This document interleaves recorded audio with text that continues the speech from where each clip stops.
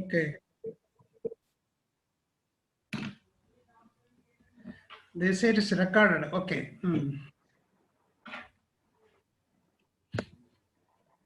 சொல்லுங்க.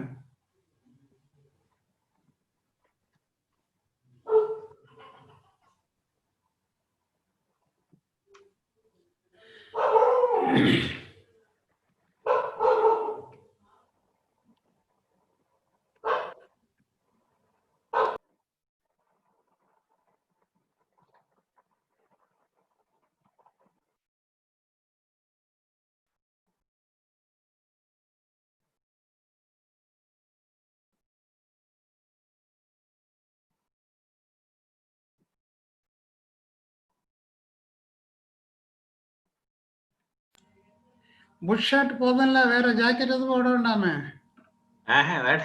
No problem. You are speaking from the village. ஆமா. So, Actually, village only. மேலகரம் near Tenkasi. கொஞ்சம் இந்த லேப்டாப்பை கொஞ்சம் அட்ஜஸ்ட் பண்ணுங்க. உங்க ஹெட் சரியா தெரிய மாட்டேங்குது. கொஞ்சம் மேல வரட்டும். ரொம்ப மேல போயிட்டு இன்னும் கொஞ்சம் கீழே வர. Okay fine, good. Okay.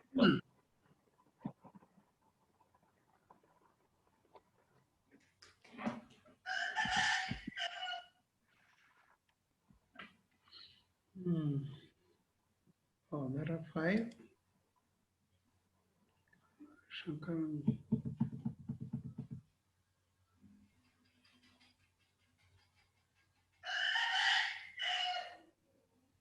Good morning. Good morning. Good morning, Dr. Subhay. Good morning. Good morning. Namaskar. Sir, we are going live within a minute. Just a minute. Good morning to the viewers both in India and abroad for the national webinar series on doubling farmers' income by 2022. Makes all the difference. The best way to predict future is to create it. Take a move. Create a future. Join Shobhit University. One good move makes all the difference. Now, sir, you can. Good morning to the viewers of both domestic and international for the national webinar series on doubling farmers' income by 2022, organized by Shobhit Institute of Engineering and Technology, Meerut, a NAC accredited deemed to be university, through its Center of Excellence, Center for Agricultural Informatics and E-Governance Research Studies, CAIRS, on a very important topic, self-contained village, a felt need of the day. Today on 15th October, between 10 a.m. to 12:30 p.m. by a very distinguished bureaucrat and a technocrat, Dr. Subhayan Sangaran. He is a former IAS officer from the Kerala cadre, and this topic is very important as the self-contained village is the felt need of the today. We have been working on village development since time immemorial. The question is whether it is a self-sufficient or self-reliant or self-contained village. Our father of nation, Mahatma Gandhi, said, the road for development of nation goes through villages. And I'm very much, indebted with respect to the village development because I was born and brought up in a village. And today I'm at the national level is because of the discipline and the control in which we were taught and educated from the schools located in the rural area for the developmental aspect. Way back in 1987, when I was given the responsibility to bring in district information system for district level, we were able to visualize about 28 sectoral database development programs, which included village level information systems. Today, digital technology is penetrating through every aspect in the country, and digitalization in India, digital technology in agriculture, digital technology in village empowerment, and so on and so forth. This is a very important era wherein digital technology has proved as a boon for the people in the era of the COVID situation. Digital governance, e-governance, e-government, e-officer, e-farmer, smart farming, smart village are the terminologies which we hear nowadays. And in view of this importance, that the Shobhit University has established 4 centers of excellence: Center for Agricultural Informatics, E-Governance Research Studies, Center for Agribusiness and Disaster Management Studies, Center for Informatics and E-Governance Solutions and Applications, and Center for Industry 4.0 Technology Studies and Application, for bringing in technology to the villages in the country. India consists of about 6.25 lakhs villages, and BharatNet is the effect, the important contribution from the central government. It is going to go through the every village in the country, and how the technological development and the economic development lead to the sustainable development of villages with respect to agriculture, industry, education, health, and also how it will bring in, sustainable employment opportunity for the rural youths, is going to be, discussed today by none other than a very distinguished bureaucrat and technocrat, Dr. Subbaiah Sakra. I am very happy to welcome our Honorable Chancellor, Kanwar Kumar Vijendra. He is the chief patron of these, very innovative programs which we are doing from the university. He is the chancellor of 2 universities, that is Shobhit Institute of Engineering and Technology, Meerut. It is a NAC accredited, deemed to be university, and he also the chancellor of Shobhit University, Gango, which was started as a school way back in 1927, and it is an university which has brought in large-scale rural development, education development, and sustainable development around that village in that district, Saharanpur. So, Shri Kanwar Shekhar Vijendra is a co-founder and chancellor of Shobhit Institute of Engineering and Technology, Meerut, and Shobhit University, Gango, Uttar Pradesh. He is a prominent social entrepreneur based in New Delhi and carries leadership role in many organizations. He has been nominated as a co-chairman of National Council on Education of ASOCHA, the oldest apex chamber of commerce in India, for the year 2021. Shri Kanwar Vijendra is a persistent advocate of initiatives for education for all, circular values, crisis management through diplomatic and peaceful ways, globalized system of learning, and harmonious coexistence. He has been instrumental in the development of a number of higher educational institutions in North India, including 2 universities, many research centers, an Ayurveda Medical College, College of Naturopathy and Yogi Sciences, and a 100-bed eyes hospital. He is very actively involved with a number of social organizations. Acknowledging his contribution in the areas of education and other concerns, he has been copiously honored and awarded. He has traveled widely in India and abroad to the countries like USA, United Kingdom, Germany, Australia, Russia, China, South Korea, Vietnam, Mongolia, UAE, Mauritius, Rwanda, Uganda, and Croatia, etc., to participate in various professional, social, and educational activities.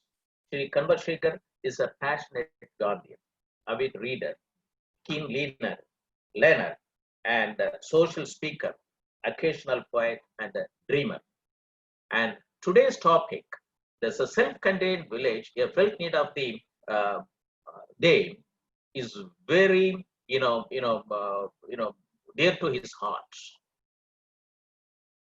Honorable Chancellor, I welcome you, and I would like to have your, inaugural address for this very important conference, self-contained village, a felt need of the day.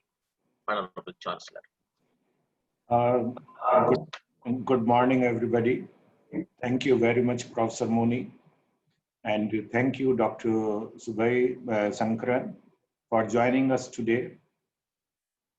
It's indeed a pleasure for me that our Center for Agricultural Informatics and E-Governance Research Studies, under the dynamic leadership of Professor Moni, has taken an initiative to discuss, deliberate, and find solutions on doubling farmers' income by 2022. When Honorable Prime Minister first time spoke about his vision that yes, we have to work in this direction to double the income of the farmers, the reaction in the country was different. People were thinking how it is possible. Is it possible at all? What he is talking about. But I am happy that today the perception has changed. People are thinking, yes, it is possible. Especially the two new ordinances, which have become an act. They have changed the complete scenario, and they are going to be a game changer in this direction. The topic of the day of this national webinar series is self-contained village, a felt need of the day. And as I am told and I can see that Dr. Subhay is talking to us from a village, because I could listen to all pets, birds, and other things crying, shouting, and maybe singing.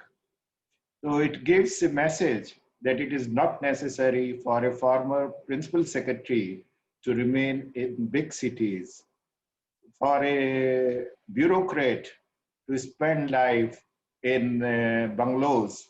It is good to stay in villages also.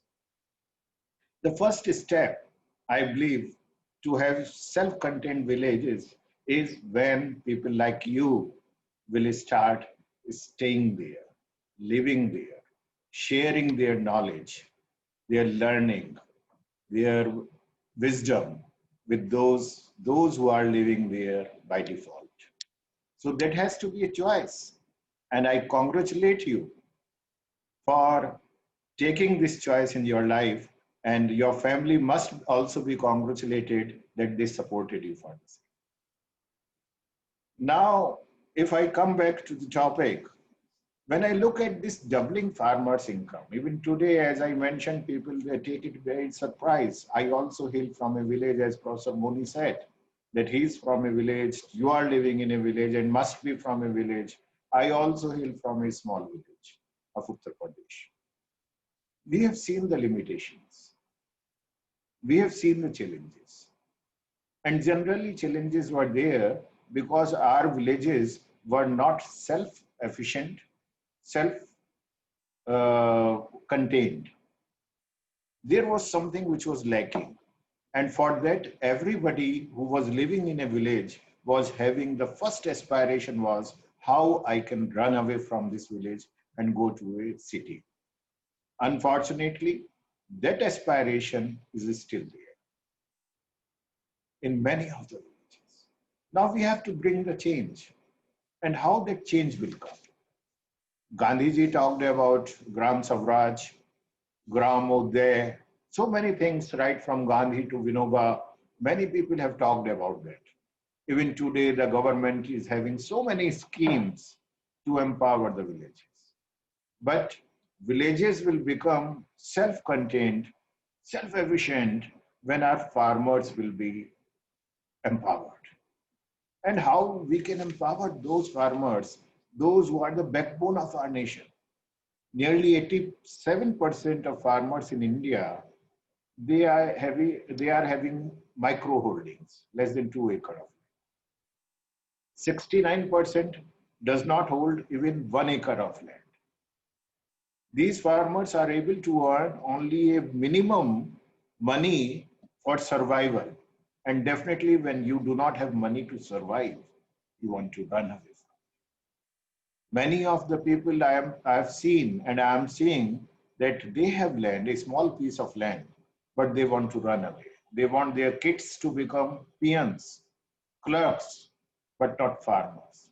And this is the most unfortunate thing what had happened to our wonderful country.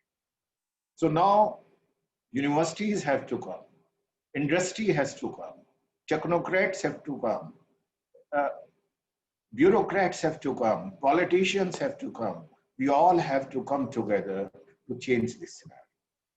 I was just trying to find out what are the challenges. We all know those challenges, but as in our audience, there are many students also.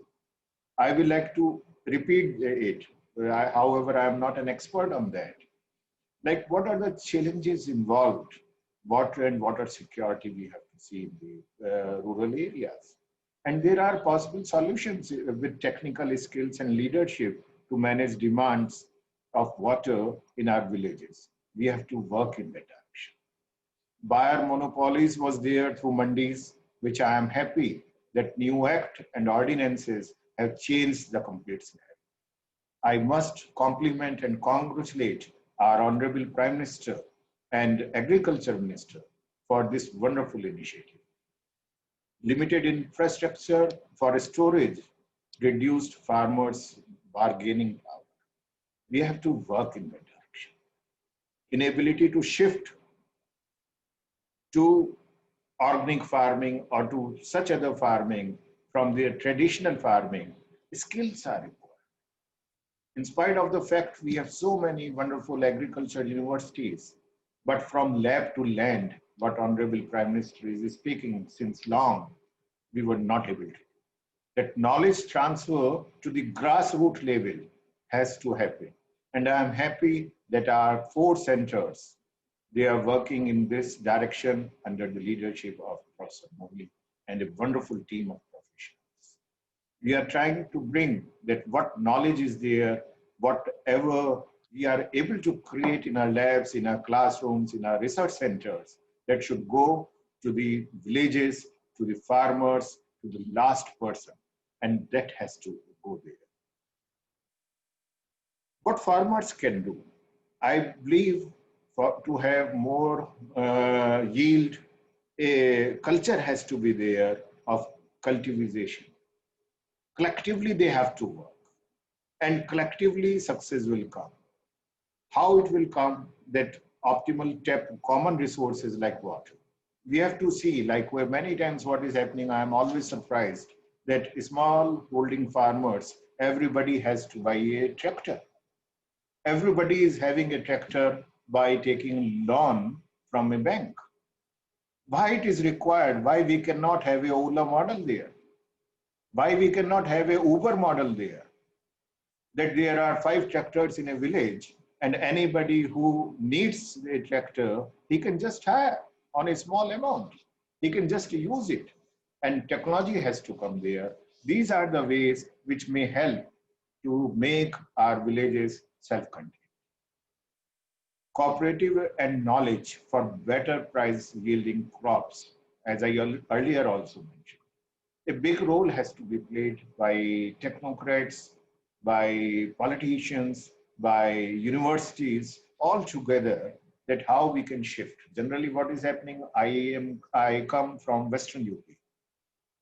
Sugarcane is one. Everybody will be going for sugarcane. Whatever the price is, even if they are not getting many times, but they do not know anything. that need to be changed. You are coming from a wonderful state, the place of God. And every time when I visit Kerala, I feel like I'm in heaven and I feel why I'm going back. And there, so many things are happening. We have to work in that direction. And one more thing is there, monopoly of the expertise has to be reduced. Like spices are coming from Kerala, but it is limited to Kerala. People of other part, they do not know how to grow it, how to market it, and how to become rich, how to double the income. That part also has to be there. We have to propagate the knowledge and share the knowledge with everybody pan-India. Negotiate for better crop prices. Now I believe that our farmers will be in position to do that. And what government should do, I believe, and what the government should do, and technocrats like you must be doing it, to provide infrastructure to villages. And what is more important before providing infrastructure, to motivate the villages. I'm not talking about villagers only. The whole village need to be motivated. We have to tell them, yes, you can do it. We can do it too. Because the youth there, they have to dream to stay there. They have to aspire to stay there. For that, we have to bring infrastructure, not only agricultural infrastructure, we have to bring social infrastructure. When we started one of our university in our town called Gango in district Saharanpur, it's a small township. There was no education sector except a school which was established in 1924 by my grandfather. And many years back, when we decided to establish an engineering college there, the bureaucrats, the political system, the academicians, the first question they asked us was, are you crazy? Are you trying to build an engineering college there? Why don't you start with ITI? And that time in district Saharanpur, there was only one engineering college, that was Roorkee University. Engineering college, which is now IIT Roorkee. That was that time in Saharanpur district, in Uttar Pradesh. Uttarakhand was not there. So we said, no, we want that the aspiration of our youth, if they want to become an engineer, it has to be there. And what happened? Reverse migration started. People, those who decided to go away from the villages, they decided to come back. Then we established a medical college there, Ayurveda Medical College there, with 100-bed hospital. And once a college was there, a hospital was there, suddenly a chain of schools started coming. Now there are so many CBSE schools, UP board schools, English medium schools, this school, that school. And when there was not even a dhaba, proper dhaba, now there you can find pizza, you can find noodles, you can find chow mein, even dosa, sambar, and idli, everything in that village. So models have to be there, social infrastructure, which includes farming infrastructure, educational infrastructure, health infrastructure, that has to be. And that can only be created when we decide. I'm happy, Dr. Subhay, that you are there and you can bring that change, and you must be bringing that change, which I will like to see during my next visit to Kerala, whenever I will become. Thank you. We have to ensure alternate marketing mechanism. This is what government has to do. And this marketing mechanism will come through technology. Professor Moni was day before yesterday invited to share his views with Honorable Defense Minister Shri Rajnath Singh ji and Honorable Agriculture Minister Shri Narendra Tomar ji, with a group of people. So they were 12, 13 people, those who were sharing their experience and what can be done. And when Professor Moni said that through our Center of Excellence, we are working in the direction, the brainstorming is happening, and we found the possibility that every village of this country, every village can initiate a technology-based startup. Every district can have a wonderful startup, which will be around the villagers' need. It was accepted. It was appreciated and acknowledged. And I know it is possible. But it is not possible sitting in Delhi. It is not possible if I speak or he speaks on webinars or you speak on webinars. It is possible when everybody starts working in that direction. That's why that motivation of the villages is required before talking even about infrastructure development or IT solutions and all other things. When self-contained villages are required, and how they can be developed. As I mentioned, social infrastructure and farmers' empowerment is important. Along with that, we have to work in the direction of skill development. This pandemic has given us a new challenge and a new possibility. Many of our brothers, sisters, those who were working in big cities, those who went there with dreams in their eyes, aspirations to become rich, and they were struggling there in small juggies, small quarters, flats, and working there as laborers. Many of them have come back. Now, everybody of them is having a certain skill, wherever they were working. So that skilling part has to be taken very seriously. And that their skills need to be mapped, monitored, and maybe sometimes reskilling, unskilling, again reskilling has to be there.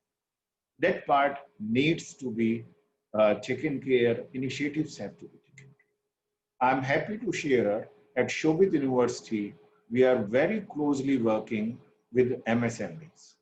There is an organization called IIA, Indian Industries Association.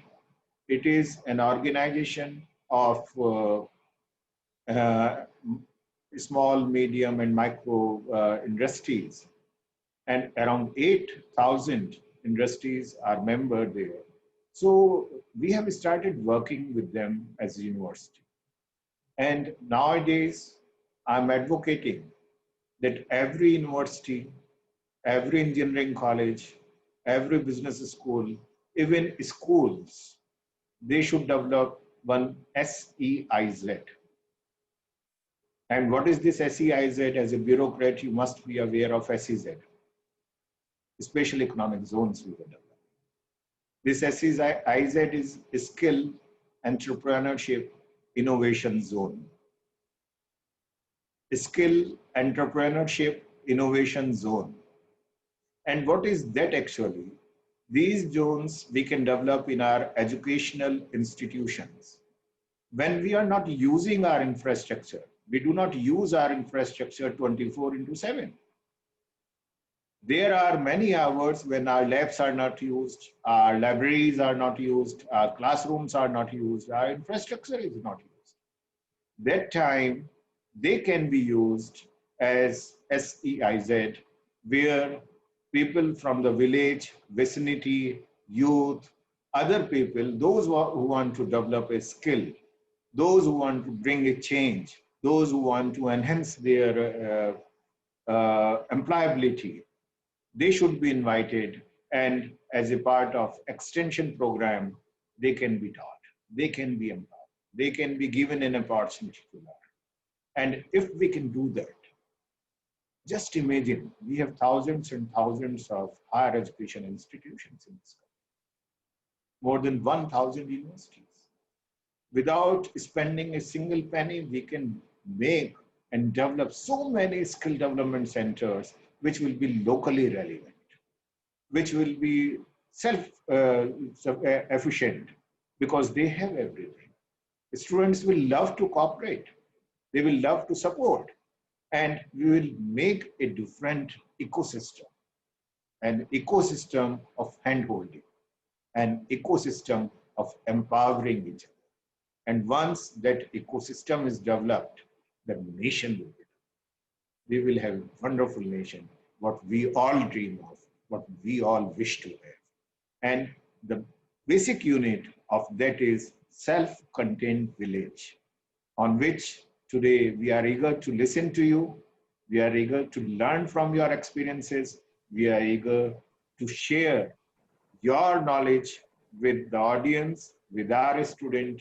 And one more thing, I always say to the youth, those who may be listening to us today, that the best thing is to ask every day to yourself is, if I am mad, M-A-D, if I am making a difference. This is making a difference. If you are mad, you are making a difference, then yes, your being human being, your being an Indian, your being on this earth is meaningful. Otherwise, it is just you are a burden on the society, on the nation, on yourself. So thank you very much, Professor Moni, for giving me an opportunity to speak. And thank you, Dr. Subai, for being with us. We are eagerly looking forward for your lecture. Thank you very much. Namaste. Thank you, Honorable Chancellor, for your very insightful inaugural address on this day for the theme that's, self-contained village, a felt need of the day. You have brought out the issues and which is needed for establishing a sustainable ecosystem-based village development. We talked about almost all natural resource management, how it is to be made available, how it has to be, managed, and how the institutions, the administrations and the politicians and the senior citizens can, become part and parcel of this village development as a social development. And this, in view of your vast interest, know that for the last 7 years I'm associated with the university after my retirement as a Director General NIC in 2013. May 31st I retired, and 1st June you have invited me to join and establish the Center for Excellence. And this shows that your commitment, your resolve, and your interest to make skill and entrepreneurship based innovations for village development. And you have proved it, and you also seen that, and you also brought it to the country that when an Roorkee Engineering College can be there, there can be also that engineering college in the same district from a village. And I have seen it with my own eyes that how a school which developed in 1924, now it is standing as an institution, as a technology, and also a university which is providing large scale rural development through education. And he also proved that once upon a time the Baba Bhagavan Ram said it that my village is my university. So this is that you have proved it that your village you have established an university for everybody to achieve that my village is having my university and I should strengthen it. And I'm very happy that that today there are many people are participating through the our live broadcast. And as soon as the lecture is over, this will be made available in YouTube, this link. And today we have a very successful technocrat come bureaucrat to talk to us. Dr. Sankaran Subaya is a former IAS officer, and also the former principal secretary to government of Kerala, and former managing director, Bharat Immunological and Biological Corporation Limited, Department of Biotechnology, Ministry of Science and Technology in Government of India, and also had many challenging assignments during his service, both at state and central government. Dr. Sangaran Subaya was instrumental for various development projects, such as community resource centers, institutionalization, juvenile home, total vaccination of livestock against foot and mouth disease, etc., and also in conceiving and establishing CREST, a competence building center in Kozhikode, a community college in Vadakancheri, Vadakancheri in Kerala, and is instrumental in establishing Kerala University for Veterinary and Animal Sciences, and also a government medical college for marginalized communities. Dr. Subaya is a graduate of veterinary science from Madras Veterinary College and also MBA from University of Western Sydney, Australia. Dr. Sangaran Subaya is a versatile livestock management expert with hands-on experience in livestock production, extension, rural banking, input supply, animal health, and provincial and federal government administrations. Expert in strategic planning, public policy advocacy, and program implementation. He has been proactive change manager and an excellent civil servant with rich experience in development administration, personnel management, public administration, and above all, a good trainer with institutional management executive. Dr. Sangaran Subaya has published many articles in the area of sustainable agriculture development and also digital inclusion. His contribution to the design of course curriculum for MTech in Agricultural Informatics program of the Shobhit University in 2011 was immense. And I have been, working with Dr. Sangaran Subaya since 1987. When I visited Kerala on a Padayatra to, understand and how to bring in district information system concept in the country, I was asked to go to Kerala and I visited 14 districts as a Padayatra. And at that time, he was the district collector in Wayanad.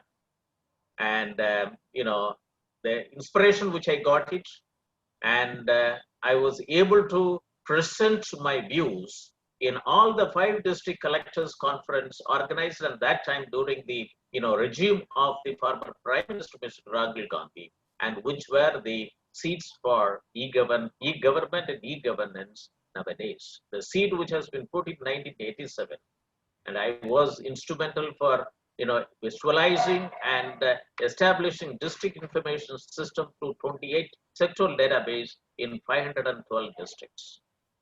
And the contribution by Dr. Subaya is very nice. And also I would like to say that during my visit to the district, Wayanad, and the discussions he held with the district level dairy officers, and when I asked them that why can't we computerize all the milk cooperative societies in Wayanad, and the discussion and the directions which are given at that time, and I was able to hear in 2008, even though he was not there in the district, the officials talked to me and present to me the work they have done it, and I brought it to the notice of the Secretary IT at that time that why can't we have the Wayanad model as the national model. And I'm also very happy that in the first serial of this webinar series, when we had the role of agricultural cooperative societies and e-governance, and the same officer who was worked in the Wayanad district is Mr. M. Prakash, presented the value chain which is initiated from Wayanad until now in the dairy sector computerization in government of Kerala. It was a fantastic development, and still it can become a national role model for development. Dr. Sangaran Subaya, and I'm also very happy that after working for the entire career in Kerala, now you settled in a village in Tamil Nadu border, Western Ghats, and I was also told that now you are also involved in a lot of developmental model work in village. And as the Honorable Chancellor said it, that let the agri-IT startup start from your village. And I told both the Honorable, Defense Minister and Agriculture Minister on 13th October that this country can have, if not 6.25 lakhs startups, agri startups through IT, at least it should have a 2.25 lakhs agri startups in every Gram Panchayat. And it is necessary. And so, Dr. Sankaran Subaya, we would like to, eagerly waiting for your, address on the topic, a self-contained village, the need of the hour. Over to Dr. Sankaran Subaya. Thanks a lot. Good morning to you all. So I will start my presentation. I'm sharing, I think all of you will be able Yes, it's visible. Yeah. See, now we are in a situation, immediately, it's not the aftermath, during the course of COVID-19. We also know the pathetic situation the migrant employees experienced from different states to reach their villages. So then I thought we should have the self-contained village. Once we have the self-contained or self-sustainable or, sufficient, self-sufficient or self-reliant villages developed across the country, perhaps we might not have witnessed the scenarios across the country during the migration of these employees. Anyway,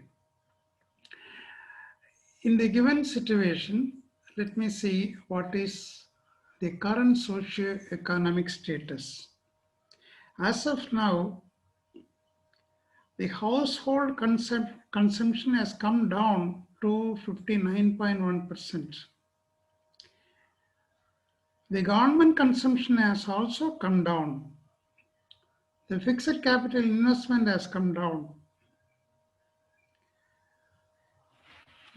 Earlier days, we are only 70, 75 years old democratic country. But in the 50s and 60s, we have seen in villages, it was a kind of self-contained village only because the farmers do farming. All other service providers, depending upon their need, they come to the support of the farmers. I am from a village only.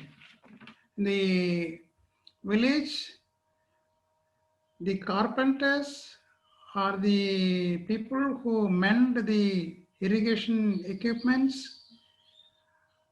They say the asari. So they are all staying there only. The people who sell oil, salt, pot, those people, they come occasionally to the village and supply. They know the season. After season, after harvest, before harvest, during off season. Then the festive days, different kind of supplies will come. So that condition has gone off now. Now it is a transformed economic condition. In those days, in fact, I have experienced the barter system. We used to take a little chili, little cotton to the shop. In exchange, we used to get eatables. So that was the condition. Now it is totally monetized. Economic condition has changed. In such a situation, we have seen 1991 economic transformation. Now our GDP has gone, but now it has come to the negative side. In a transformed economic situation, in a condition where COVID had impacted very badly, how to go about? That is the big question before us. Unfortunately, though our economic condition has been changed, the traditional social norms, they still dominate the social processing. Our social engineering has not really gone in parallel or in tandem with the economic changes. So now we are in the dwindle economy, very bad. Our consumer spending has come down. All the indicators say our GDP has gone for the quarter ended by June negative, actually 23.9% negative. Manufacturing has gone down to negative 39.3%. Construction has gone down almost 50.3%. Two industries, the hospitality and tourism industries, actually, they contributed the major chunk in the service sector. That has gone down to 47%. Only the farming sector that has shown a growth of 3.4%. All other sectors gone negative. In this given socio-economic situation, unfortunately, there is no direction at the cutting edge level. The government has been, throwing all the information saying that ABCD schemes. Even recently, government have introduced 3 bills in the agriculture sector. They changed the name of the ministry immediately after the elections. Recently, Honorable Prime Minister has released a program that is document of ownership.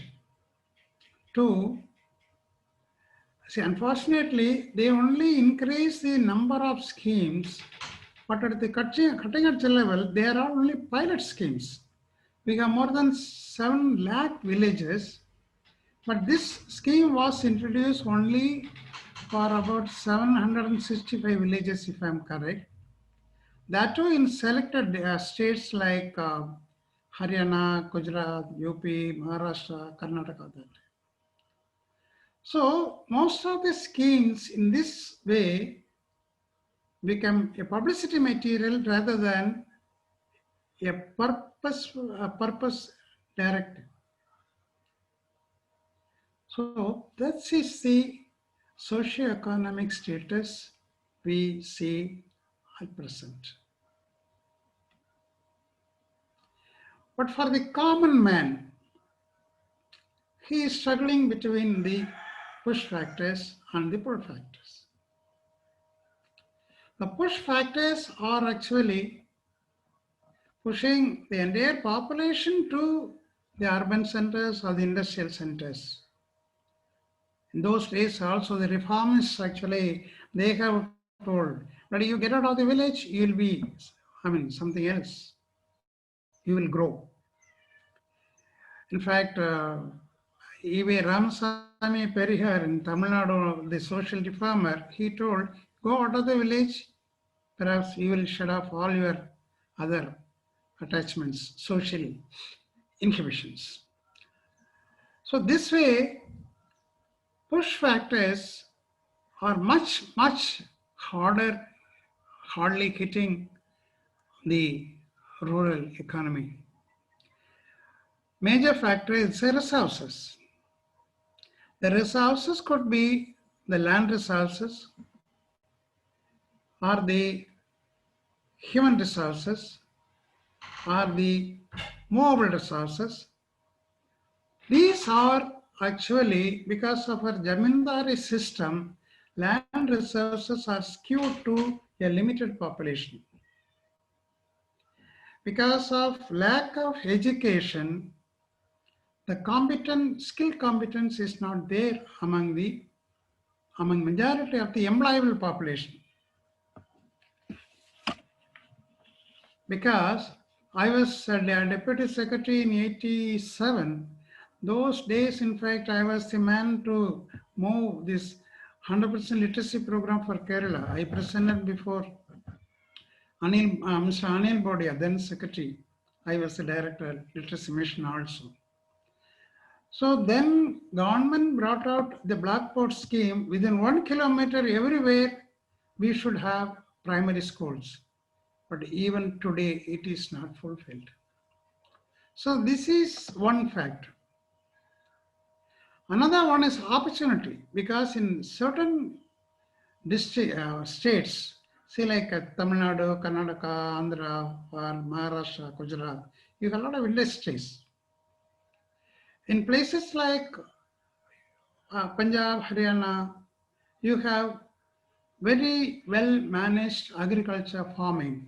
So you have a lot of opportunities for the youngsters and employable people. But in many of the states, this is not there. Another poor condition is the low wages. Say in UP or in Jharkhand, Bihar, your daily wage is about 150 rupees, 200 rupees. Whereas in Kerala, it is 600, 700 rupees. For a mason, in Tamil Nadu, we are paying 750 rupees a day. He comes around 9:30, 10 o'clock only, like office goer, and leave around 5, 5:30. So these are all the major push factors that actually sending out of villages, sending people out of villages. But what are there are pull factors that are attracting the poor, gullible, unskilled people from these many other northern states. One is, it is open economy. You come as an illiterate person, you come as an unskilled person, but get into any of the sectors of the economy. I'm telling with my experience in Kerala. You go to a hotel, you are there. You go to a tourist center, you are there. You go to an IT park, you are there. You go to an industry, service industry, as well as a manufacturing industry, you are there. Even in farming, people are there from northeast, northern states. In fact, Attapadi is a remote tribal area. A non-tribal I was employing a family from Odisha for his farming. So open economy. Marketplace is also open. See, only in Delhi that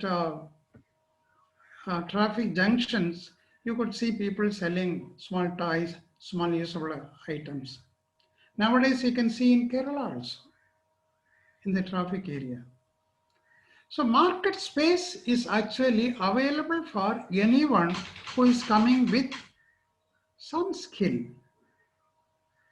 Then the population tolerance is actually, unlike in other states where you transport a cattle, he is being killed. But the public tolerance is very high in southern states. So these are all the pull factors. Then the social acceptance. Social acceptance is much, much higher. Again, in Tamil Nadu and Kerala, I have seen intermarriages. A guy from Assam marrying a girl in Tamil Nadu. A guy from West Bengal marrying a girl in Kerala. So this kind of social acceptance. Then savings in wages. Say every month an individual is sending, say 10,000 rupees to his family in northern states. This is not possible in states where from people are migrating to the other states. The factors affecting the commoner in the northern states are actually, it has to be studied by an economist, how much they are suffering, how much they enjoy, or how much they earn. It is like, for a Kerala, Gulf is the, is a heaven. For a Odia, Kerala is a heaven. That's the kind of situation we have. So these pull factors are actually they brought a conflicting situation during the COVID-19. In fact, government have answered the parliament that they don't have data on how many people have migrated back to their natives. But the newspaper have told it's about 17 million or 20 million people have migrated. This is the condition in the villages. Of course, the same condition prevails in southern states also. I don't say that every state is really, a wealthy state. Southern states people migrate to Kerala, southern state people migrate to Andhra, Karnataka. That is there. It is not that I'm not denying the ground reality. Now, what are all the challenges? How to make it? This is an issue. Resources, yes.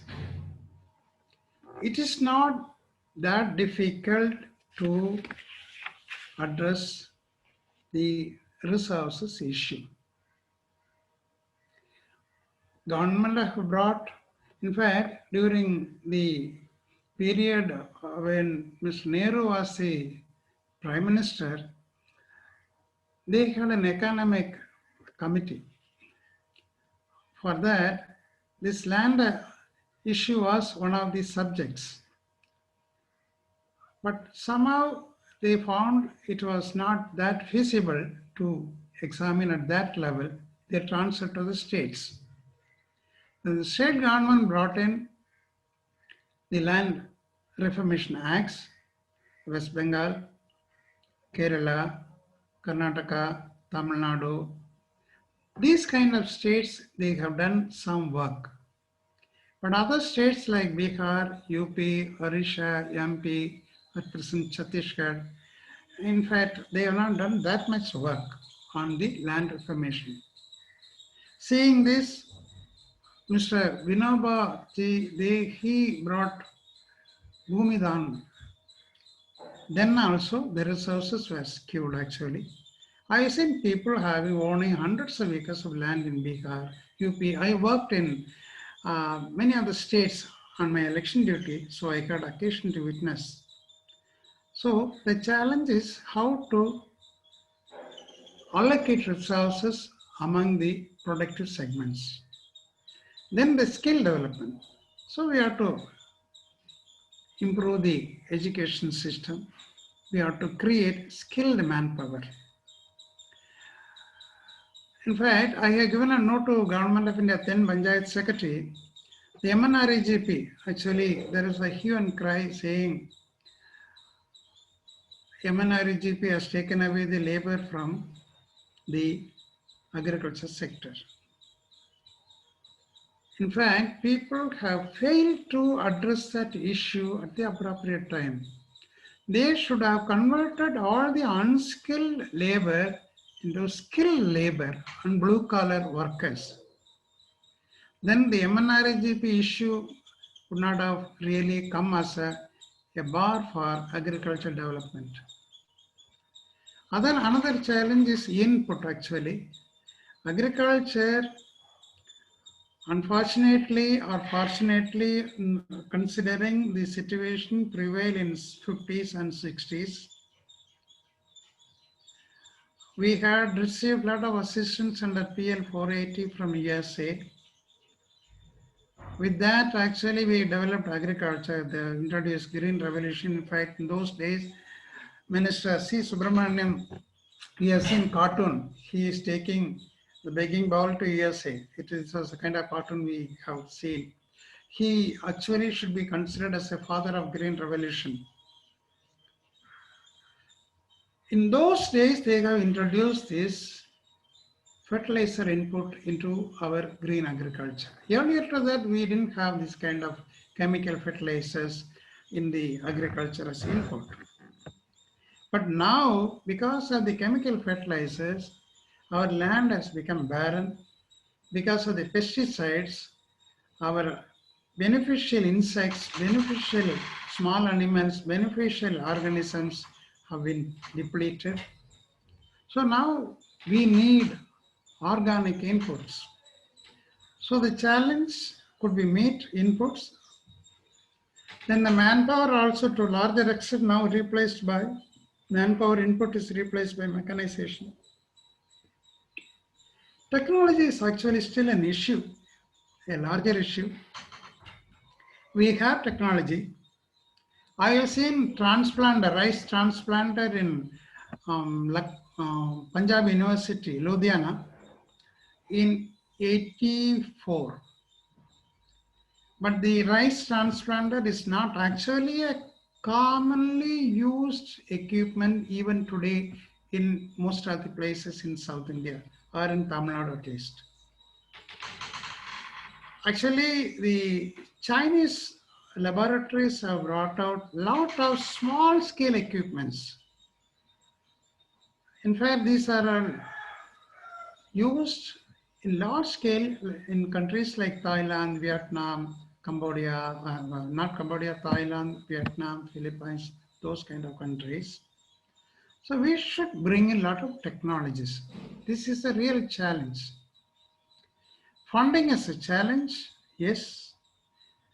During the period of Mrs. Indira Gandhi, when she was the Prime Minister, she nationalized banks to support the development activities. That is in 69, if I remember correct. No. Yeah. But now the nationalized bank has actually taken a very safe mode and they are not supporting the farmers to the extent it is intended.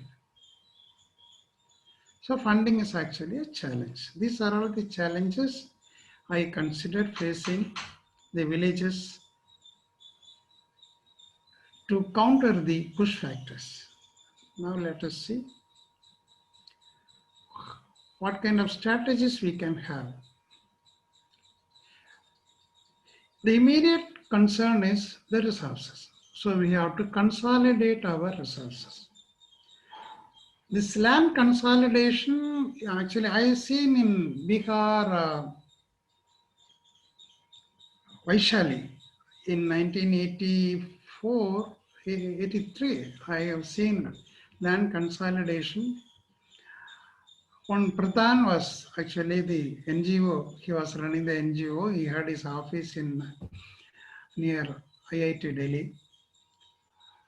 So land consolidation is not a new concept, but for having this principle, self-sustaining village or self-containing village, we have to have land consolidation that would facilitate the need-based allocation of resources.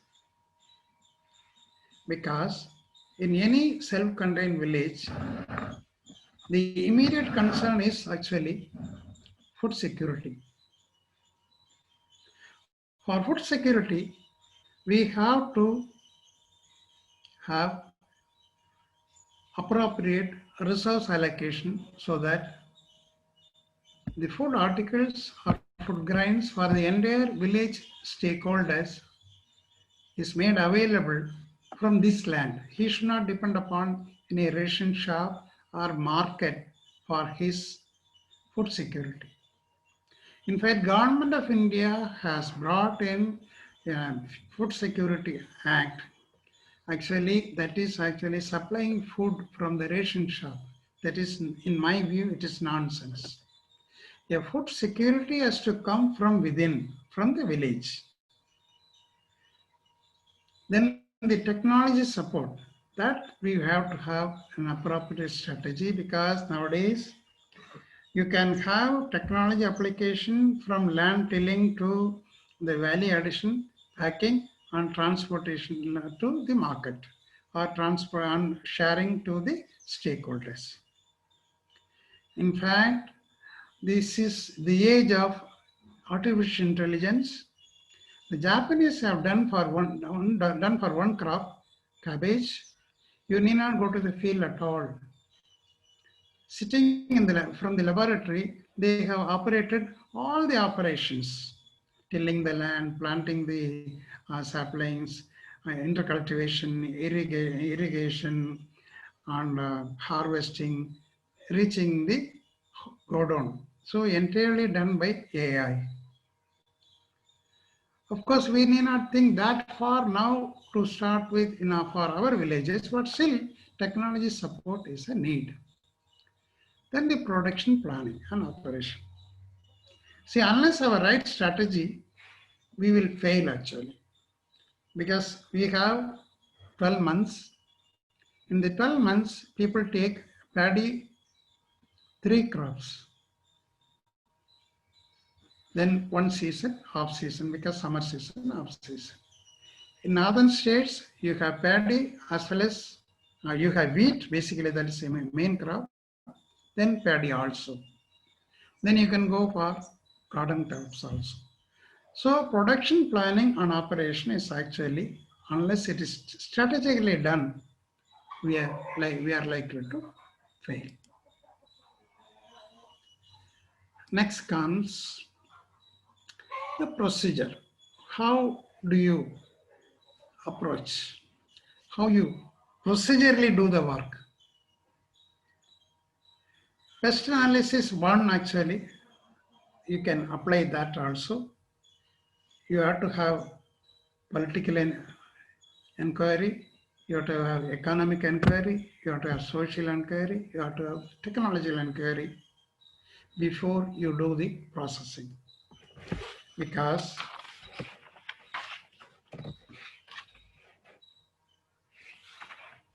the committee, it is actually, you have to have committees, is actually a political and social inquiry will help.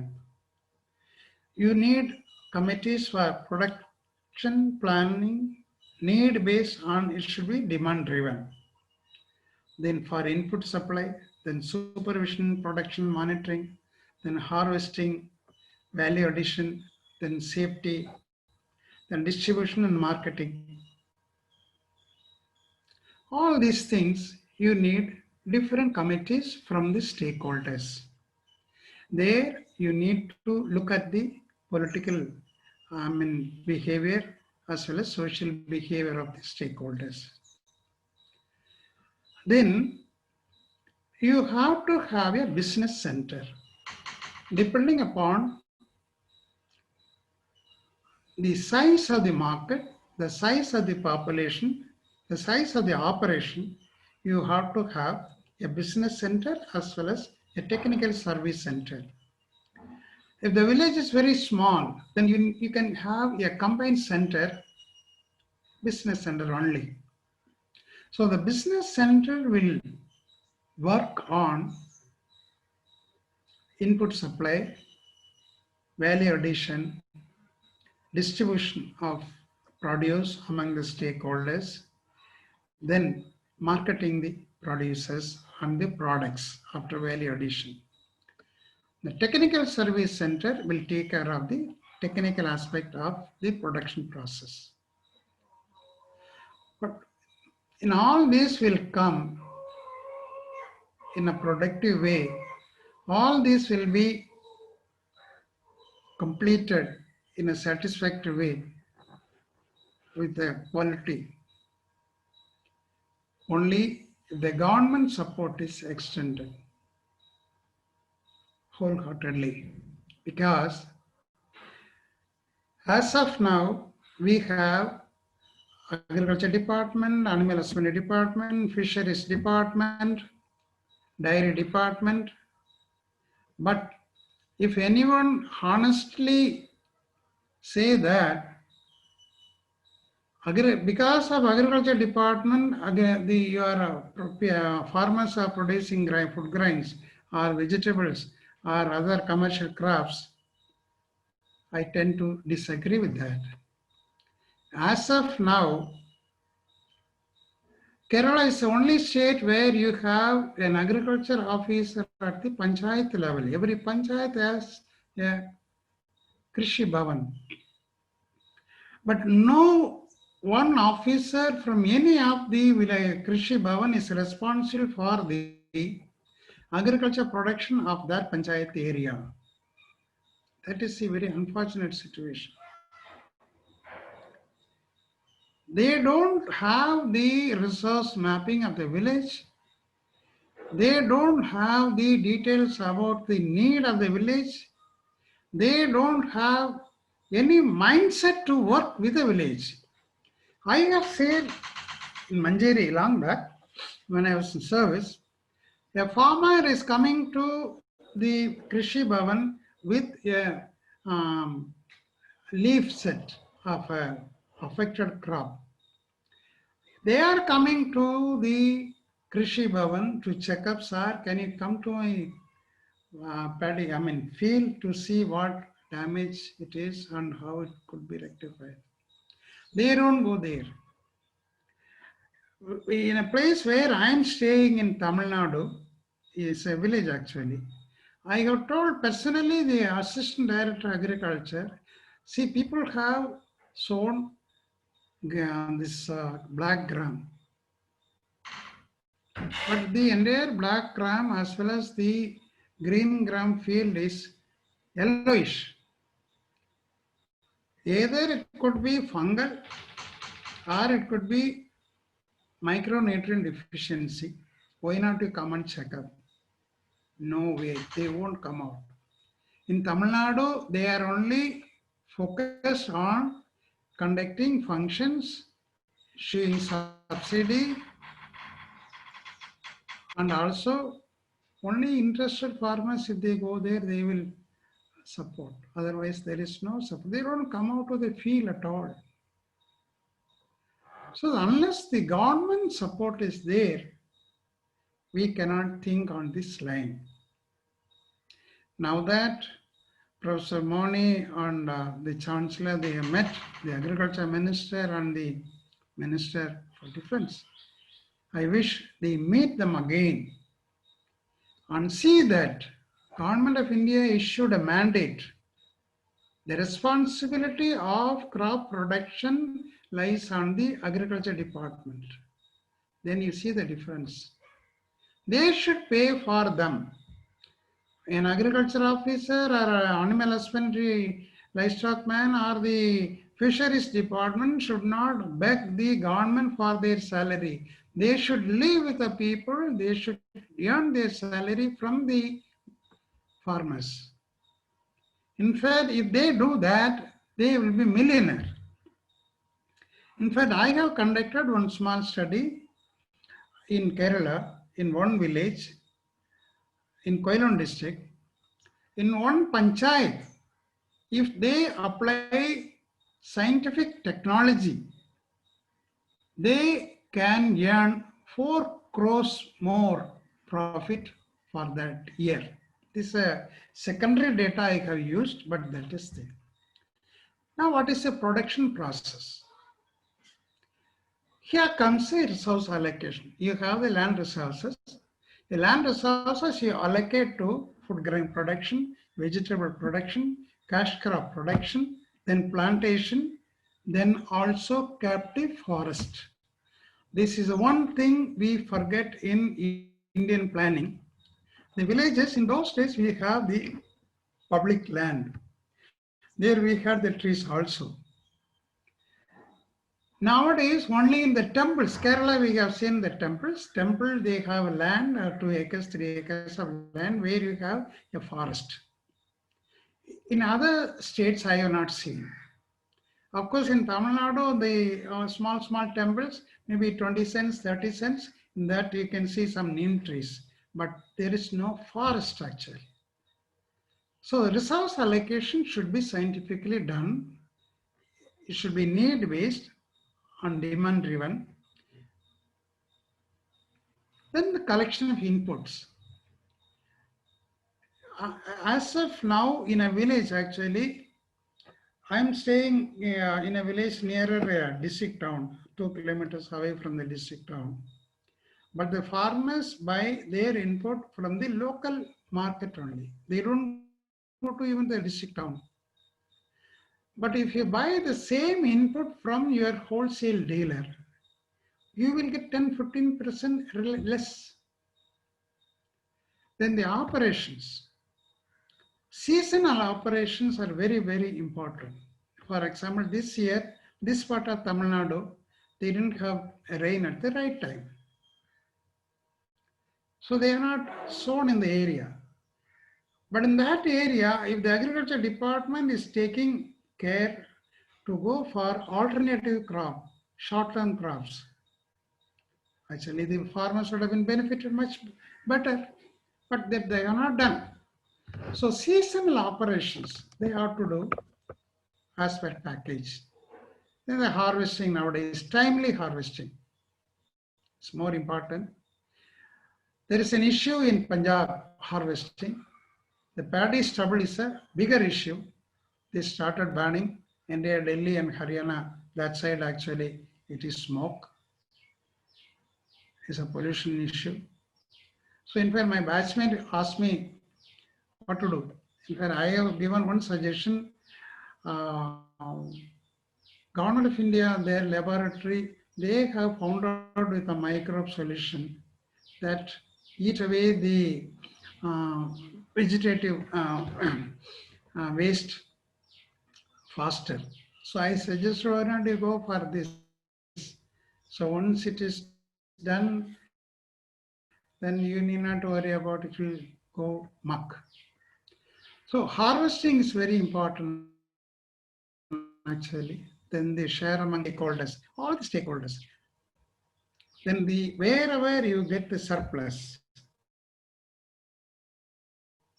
you immediately go for value addition. You need not sell at throwaway price. So go for value addition. Then marketing. See, many places the surplus causes real economic problem for the farmers. Onion in Maharashtra, garlic maybe in UP. In some places I have seen UP, I have seen in ETA. So value addition is very important.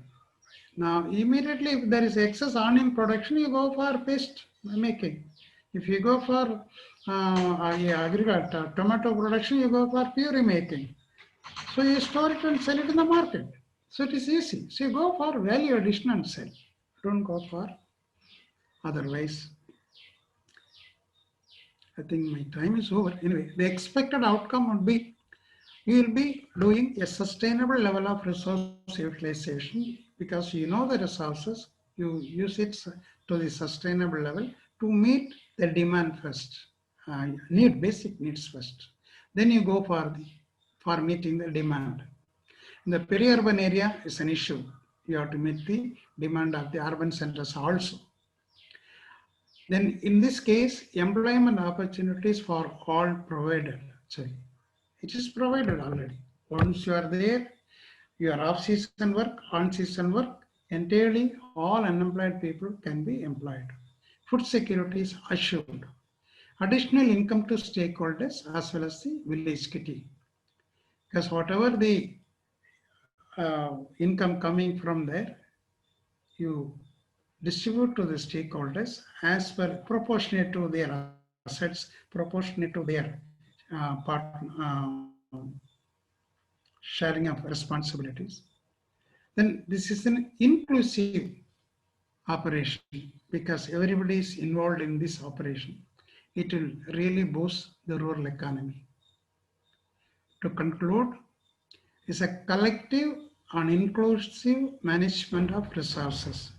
Because collective in the sense you have various committees, everybody is actively involved. There is nobody excluded from the operation.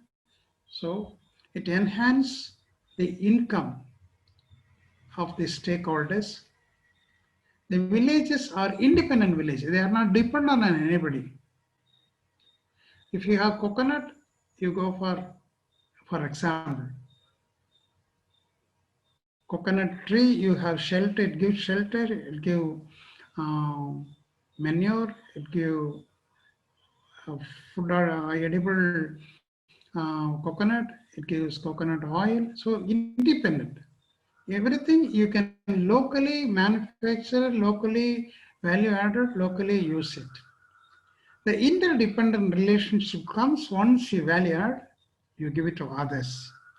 Once your crop is not there, see every place you cannot grow everything, then you go to other place to meet your needs. So interdependent relationship you can have. This economy is a sustainable economy. This way you can improve the income to the stakeholders. It is not just double the income, it will multiply the income rather. Thanks a lot for patient hearing. I have just 13 minutes, so now it is open for questioning. You are free to raise questions. Thank you very much, Dr. Sankaran Subaya. And before I give a word of thanks, there was one query which has come. I will just read it out. Sir, Agri is very fragmented and diverse subject. What role academia can play to institutionalize some of the initiatives and engagement? It is a matter of scale. Sudhir Agarwal, Microsoft. Okay, in the skill development, academia can play a role. Skill development. That's a main role one can think. Then, in the institutions like polytechnic and engineering, they can actually supply machineries. They can design small scale machineries usable, because a combined harvester cannot be used in a small plots of paddy field. We have bigger machineries as well as the smaller machineries, where you cannot go for a harvester. In the, I think the Thailand side, they are using small equipment. So they just cut and bundle the sheaves. That's all. Then they can take it out and thrash it. So those kind of institutionalization can be done for supporting the farmers. One is skill development, and there is small equipment supply. Another one academia can do is in the financing. There are umpteen methods of financing. There you can really support them. How to save money, how to invest money, how to support the farming operations by taking or lending from different institutions. International organizations are there, big companies, they have the CSR components. So those kind of some NGOs actually, if international NGOs are there. So financing actually is a problem. There also academia can guide. Yes. So thank you, Dr. Subaya, that the Honorable Chancellor has been, watching your talk. Before I have my word of thanks, I would like to hear from him. What is his takeaway, Honorable Chancellor? So, thank you very much, Dr. Subaya. It was learning and enriching my knowledge, limited knowledge about the subject. As there is a question, what Mr. Sudhir Agarwal has asked, that what role academia can play for these initiatives and engagements. I believe one of the best examples can be our Center of Excellence. Creation of knowledge is equally important before implementation of knowledge. And what is happening in agriculture, that 90% of our villages, our farmers, they are stuck with the ancient knowledge only. Be it instruments, be it technology, be it what has to be, what agriculture has to be there, what yields have to be there. So the most important part, what educational institutions, they have to do, that is, they have to create knowledge, and that knowledge should be socially and locally relevant. Because generally what is happening, that when we talk about research, I speak to so many people around, academicians, professors, and when I ask them, so what is the purpose of your research? You are writing a wonderful paper, where you will like your paper to be published? So they will say, I wish my paper should be published in Harvard, in MIT, in Stanford, in Nature. That's all. And generally, if you look at Harvard, MIT, Stanford, or Nature, they will not publish your paper if it is of local relevance. So many times, universities, institutions, they have to watch very closely what is happening nearby. What problems are there? Those solutions have to be. And this is the biggest contribution by creating that knowledge universities and institutions can do. Second is implementation. This risk power, as Dr. Subbiah has mentioned, skill development. Polytechnics have to do.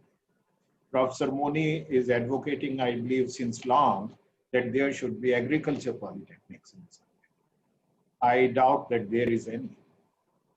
So risk taking will start when our youth will be knowing that this knowledge which has been created, if I will implement it, it will bring something back to me. Entrepreneurship, because when skills are there, entrepreneurship starts. When you start taking risk, when you say, okay, let me try, let me do experiment. And experimentation starts when I believe in my skills, my knowledge, whatever is there. So this contribution educational institutions can do, and I'm sure that many institutions, universities must be working in that direction.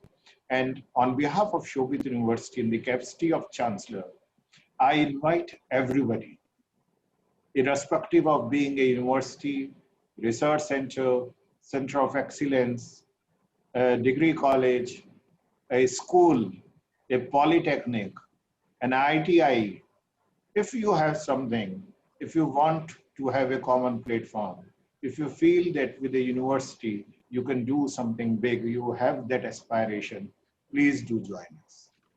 This culture of hand-holding will bring the change, what Dr. Subbiah was talking about. Thank you very much.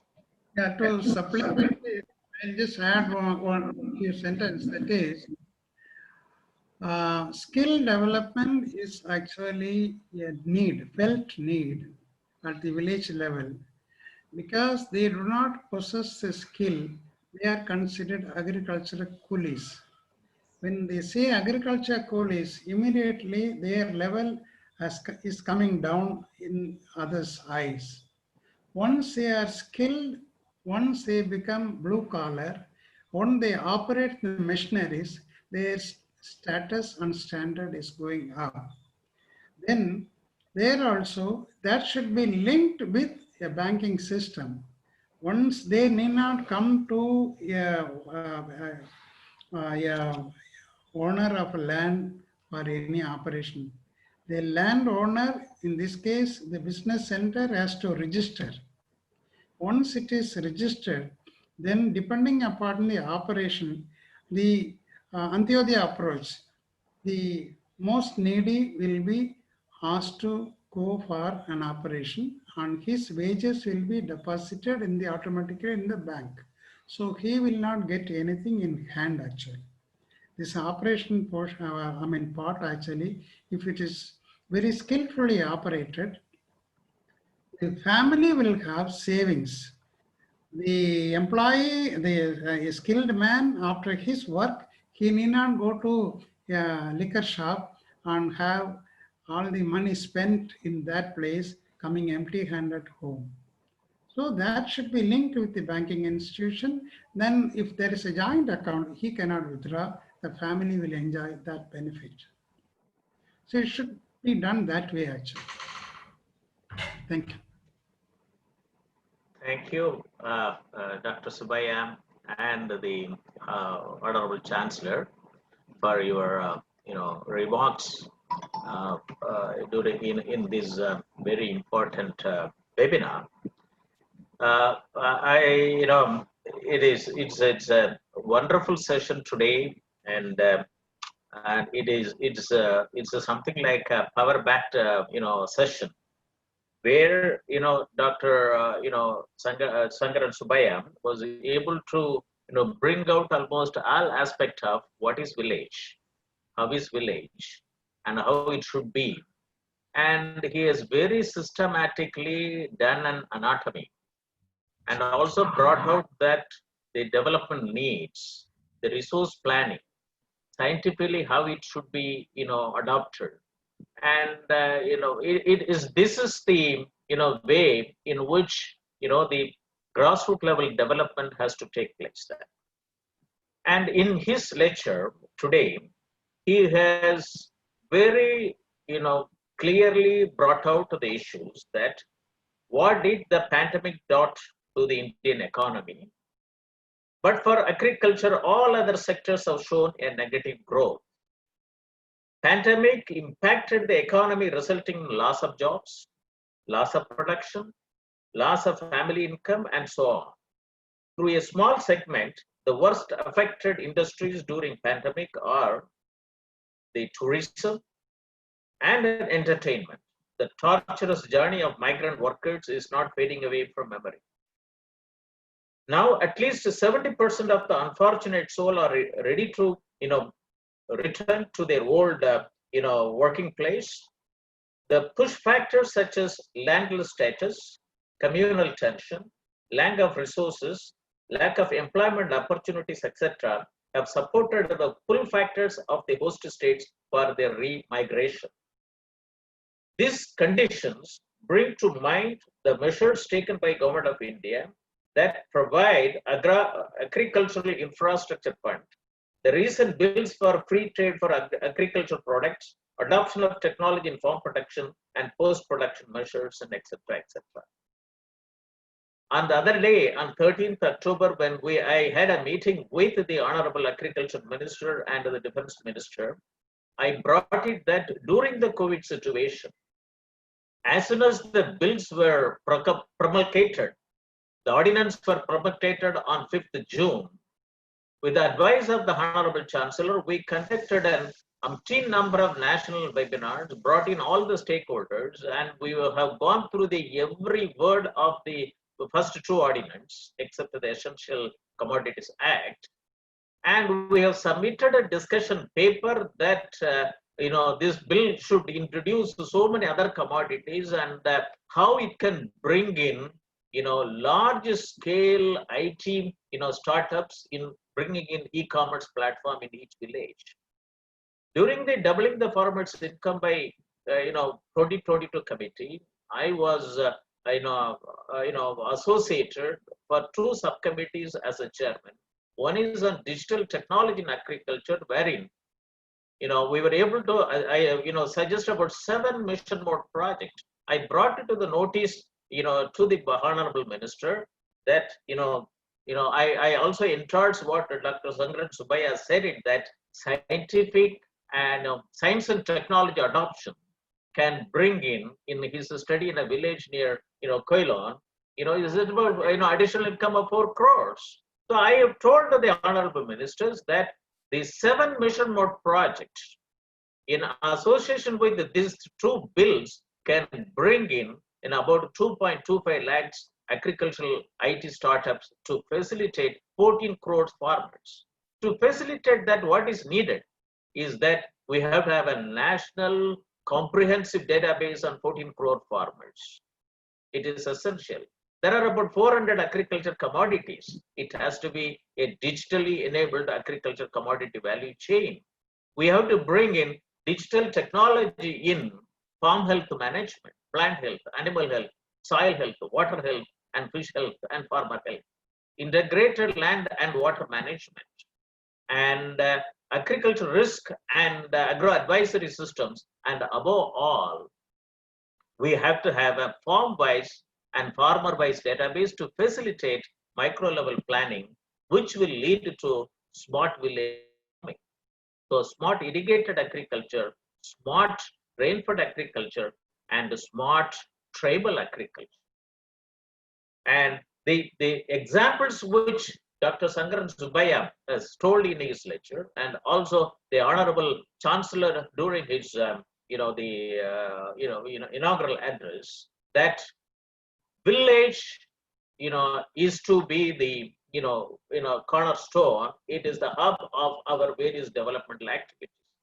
Natural resource management is a very important thing. That today the agriculture extension is based on about something like Krishi Vigyan Kendra, one district, about one or two Krishi Vigyan Kendra, totally about 751 Krishi Vigyan Kendras, to provide these services that, to 14 crores farmers is very difficult process.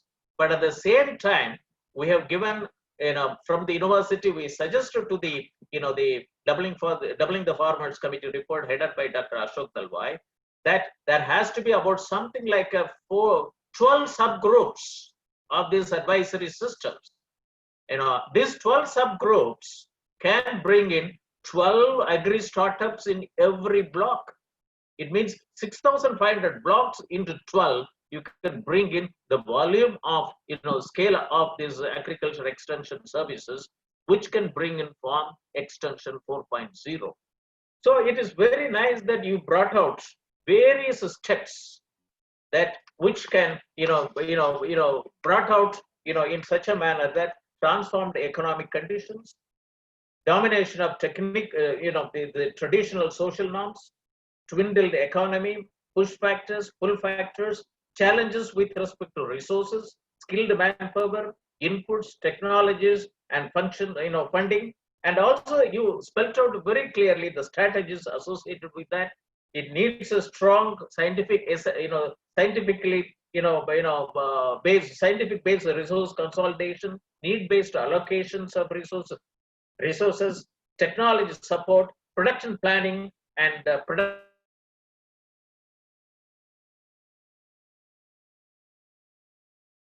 within village, not a ration shop based. And it is a very important message which you have conveyed today. And I also very nicely, brought it the procedure which has to be adopted from your experience. You have also brought out in a very good analysis based on political, economic, social, and technological, which you have acronymed PEST. This PEST is not like the real sense pest. It is a developmental pest. It has to be political development. It has to be economic association. It has to be social relevance, and it has also technological adoption. That's why from 2008 onwards, I have been associated with the Shobhit University initially as a visiting professor, and these 4 centers of excellence, none of the public funded universities, NITs, engineering colleges, and also private sector, put together for the development of villages. It is very important that Center for Agricultural Informatics and E-Governance and Research Studies, and which has, as very rightly said it, and Dr. Subbai also said it, that skill development is a very important thing. That this is the first university to have an international skill development center. You said it very nicely. You can't have an agricultural coolie. We have to have, tradesman, that to give some sort of a, there's the respectability to his, his job which he is undertaking. 3D, printing technology can bring in all our village level, tradesmen, very effective. It is a different platform. With the need for instrumentation needed at the village level can bring in 3D printing technology in a very big manner. And second one is agribusiness management. We have about 400 commodities. Throughout the year, we grow. And if we have an strong digitally enabled agricultural value systems, maybe one crop per district, or depending upon how many crops we have it, we should be able to have it. And also that as an additional income. Waste to wealth is an important thing. For example, banana. I thought that since I come from Kanyakumari district, I thought that after submission of this report, I'm also, is involved in as an honorary chairman for a, NGO which has got about 6 lakhs farmers in Tamil Nadu, which is called Ahimsa. I thought that let me take about 7 districts, Theni, Madurai down, that let us have a banana agro industrial park and with the complete value chain. even one banana plant, we got about 8 lakhs hectares in which banana is being grown in about 15 states. About 287 plants per annum. It's all being, it's not being utilized. Each plant can give about something like 50 rupees. And means 287 into 50, it comes about something like 13,000 crores per annum. We don't even use it. It is an, from waste, it's a, it's a wealth. Banana fiber, banana, paper, banana textile, banana plywood, and these are all some of the things that many of the other countries like Philippines, Japan, Sri Lanka, Nepal has adopted it, and India is yet to have it. This is one commodity. So we have now trying to bring out this type of value chain. And then, if this technological adoption is done properly for farmer-based and the farm-based, and the farmer need not run from pillar to post. And your suggestion is that, agricultural department people should earn their salary. No, it's a very important thing. They need not even depend upon the government salary. They need not even wait for the government pay commission. They can be the millionaire by working with the farmers. They should be the startup for 14 crore farmers. I requested the honorable, defense minister and honorable, agriculture minister, the note as a chief advisor IT and that time in the agriculture ministry during the doubling the farmers income, that the note I put it for a need for a national database on farmer for 14 crore and the strong platform like Aadhaar or GSTN for SMEs. We have to have a farmer, database. I have also given parameters in 26, categories that if this is done, this data will be interoperable. Then all the, these donors will come to the farmer rather than the farmer will go to the, credit, institutions and so on and so forth. And this is a must. We have to have it. And, and then as very rightly said it, the Honorable Chancellor, that I have been voicing Agricultural Polytechnic and Agriculture ITIs. Every commodity which goes from the village, it has to be processed by Agriculture ITIs.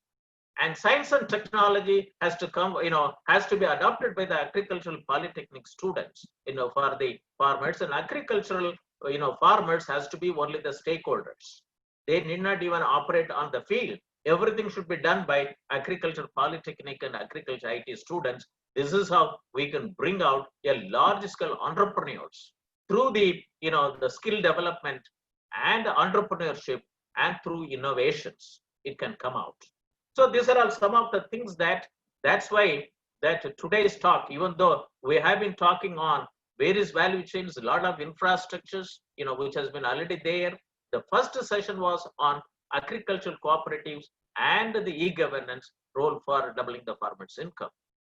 Today, your talk is a very ample, hope and scope that it is not only doubling the farmers' income, it can be multiplied. It is exponentially, it can be progressive in nature. And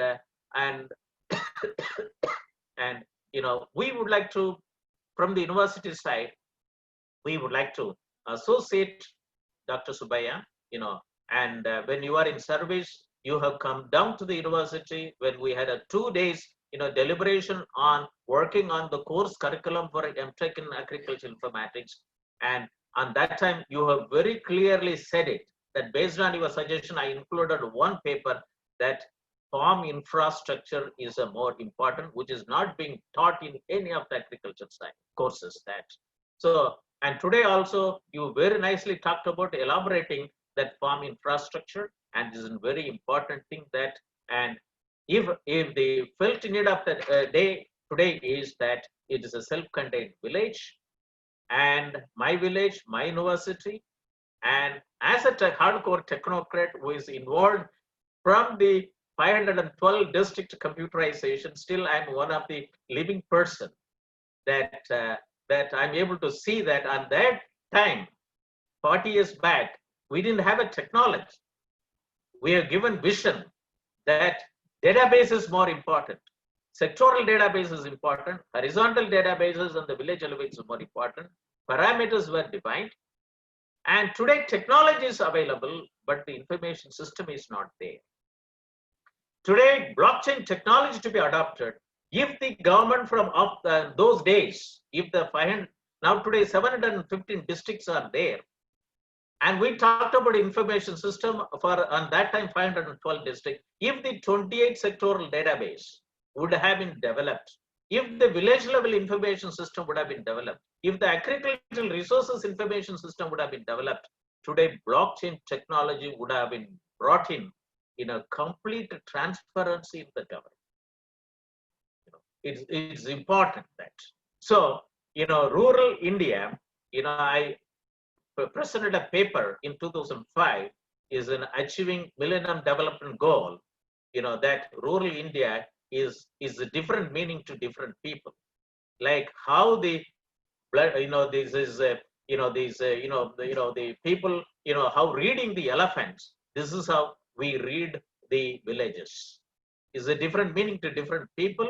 And I strongly feel that the efforts which the university is doing in terms of skill and entrepreneurship development through innovations, through the International Skill Development Center, and through the 4 centers of excellence, we would like to retrain all the agriculture graduates, all the engineering graduates, and all the non-engineering graduates to look towards village. And you don't have to look towards urban area. And if we can apply technology on village resources, and if you can become the part and parcel of, that the 400 agriculture commodity value chain, you can become a millionaire. You do not even go abroad for job opportunity. So thank you very much, Dr. Sankaran Subbiah, for being with us, for giving a very innovative, insightful, and direction-oriented webinar today. And we will request you to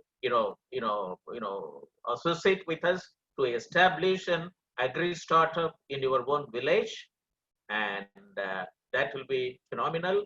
And we will bring in the agricultural informatics as a discipline, and this is a center, first center in the whole world, that in the western part of Uttar Pradesh. Thank you very much. Thank you very much for all the participants, and also thank you very much for the Chancellor for finding his time to be with this seminar for more than 1.5 hours, during in view of his busy schedule. Thank you very much.